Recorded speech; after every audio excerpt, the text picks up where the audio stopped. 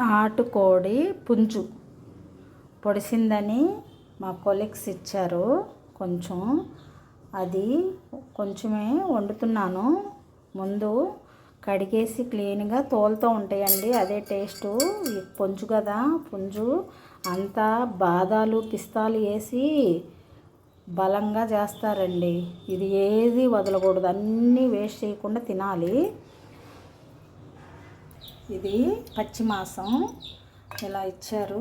దాన్ని కడిగి క్లీన్ చేసి ఉప్పు కారం పసుపు వేసి, అది గట్టిగా ఉంటుంది కదా, కొంచెం కుక్కర్లో పెట్టి విజిల్ వేయించానండి.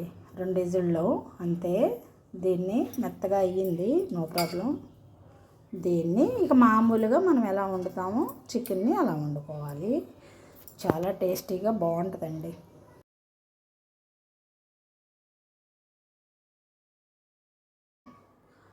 తర్వాత కుక్కర్లో వేసి ఎలా చేశాను, కారం ఉప్పు పసుపు వేసేసి ఇలా అయింది మెత్తగా. తర్వాత ఏమీ లేదు, శనగాయలు, దీనికి శనగాయలే వేస్తాను. నాన్ వెజ్లకి శనగాయలు వాడతాను, వెజ్లకి నువ్వుల నూనె లేదా సన్ఫ్లవర్ ఆయిల్ వాడతాను. ఓకే, ఇదే విధంగా ఆయిల్ వీట్ వచ్చిన తర్వాత ఆయిల్ వీట్ వచ్చింది. పచ్చిమిరకాయ నేను 1/2 కిలోకి చూపించిన చికెన్ ఉంది కదా, దానికి 2 ఉల్లిపాయలు కోసుకున్నా, చిన్న చిన్న ఉల్లిపాయలు, 2 పచ్చిమిరకాయలు కోసుకున్నాను.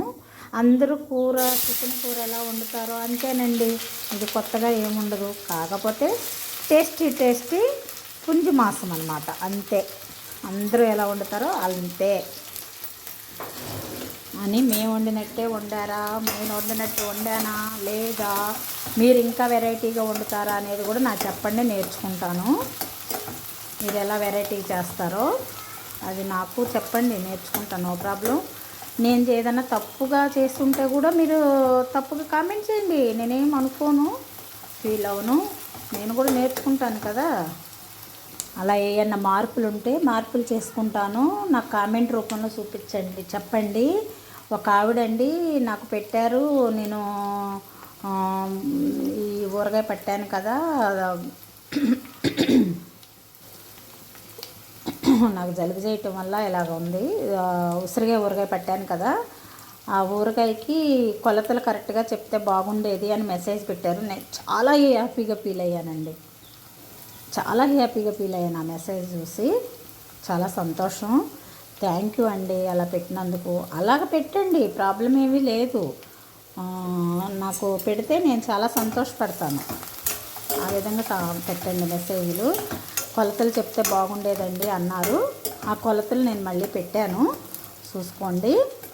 ఆ విధంగా ఏమైనా మార్పులు ఉంటే చెప్పండి. నేను కొలతలు ఎందుకు పెట్టలేదు అంటే, మా చింతపండు పులుపు ఉండదండి, మాది చెట్లుది గింజ తీసి వాడతామన్నాను కదా, కారము బాగా మంట ఉంటుందండి, కొంచెం మంట తక్కువగా ఉంటుంది, కొంత కారం ఎక్కువగా ఉంటుంది. దాని అభిప్రాయం పెట్టుకొని నేను కరెక్ట్ కొలతలు చెప్పలేకపోయాను ఆ రోజు. ఓకేనండి, ఏమనుకోవద్దు, నాకు అలా పెట్టండి.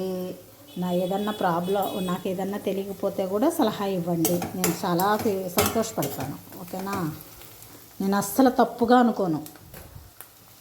ఓకే, బ్యాడ్ కామెంట్ అంటే ఓకే, కానీ బాధపడతాము, ఏమైందండి ఇవి సలహాలు ఇచ్చినట్టు మీరు.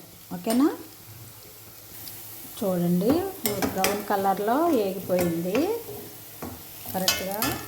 దీనిలో మేము ఎక్కువ నాన్ వెజ్లు తింటలేదండి, అందుకోసమనే నేను ఎప్పుడు నాన్ వెజ్ వండలేదు. ఇప్పుడు ఈ మధ్య ఒక 4 months నుంచి, 4 నెలల నుంచి మేము నాన్ వెజ్ పెద్ద తింటలా, అందుకు వండలేదు. అప్పుడు చూసారా, నేను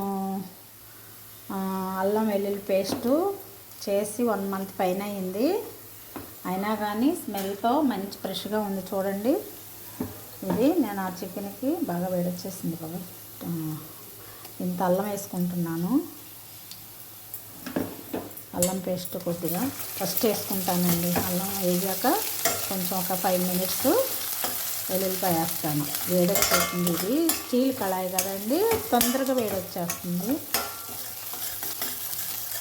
నేను ఈ వీడియోలో మాట్లాడేటప్పటికి బాగా ఏగిపోతున్నాయి, నేనే వీడియో తీసుకోవటం, నేనే కుకింగ్ చేయటం కదా ఫోన్లోనే ఓన్లీ. అందుకు కొంచెం బాగా వేడి వచ్చింది, ఏమనుకోవద్దు, పర్వాలేదు, ఏమవ్వదు. సో తర్వాత ఒక 5 మినిట్స్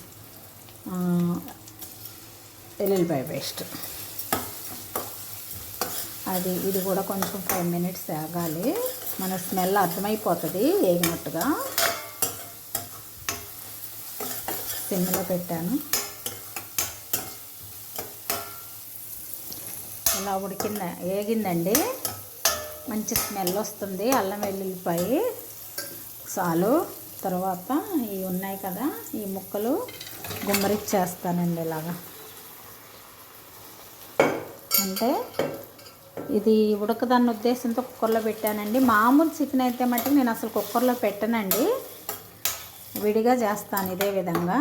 అది ఎలా చేస్తానో ఒక వీడియో పెడతానండి. మేము చెప్పాను కదా చికెన్ ఎక్కువ తింటలేదు అని, నాన్ వెజ్ ఎక్కువ తింటలేదని, అందుకు చేయలేదు ఈ మధ్య. ఒకసారి మీకోసం అది కూడా ఎలా చేయాలో పెడతాను. మీరు అడగండి, నాకు ఏదన్నా సలహా కావాలంటే మీరు నాకు సలహా ఇవ్వండి, మళ్ళీ ఉడికాక చెప్తాను. అవి ఉడకబెట్టేటప్పుడు కొంచెం ఉప్పు, కారం, పసుపు వేసాను కదా, మళ్ళీ ఇప్పుడు కొంచెం దానిలో కొంచెం వేసాను. కొంచెం తగ్గిద్ది కదా ఈ గ్రేవీకి. మళ్ళీ కొంచెం ఉప్పు, కొంచెం కారం,